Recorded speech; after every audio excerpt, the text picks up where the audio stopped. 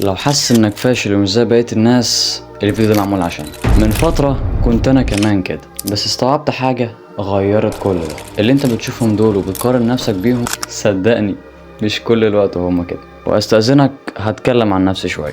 بعمل لك محتوى عن زيادة الانتاجية والرسم، لكن بتيجي ايام مبقاش منتج، وبرضه بتيجي ايام مبقاش برسم برضه. بقالي كتير قوي ما عملتش فيديوهات شبه دي. جالي مدة كمان قطعت عن قراءة الكتاب شهر كامل، مع اني انا بقولك اقرأ وصدقني هما كمان كده بيقعوا زيهم زيك بالظبط. ما يغركش اللي انت بتشوفه دايما رايح وجاي ومعاه فلوس وانا وانت على الله. هو مش دايما كده، يجي فترة وبيفلس فيها عادي جدا. وما يغركش برضو اجسام البادي بيلدرز اوقات برضو بيقعوا جسمهم بيبوظ عادي جدا. طبيعي جدا نحس باحباط ونقع، وهم برضو نفس الكلام بيحسوا باحباط وبيقعوا.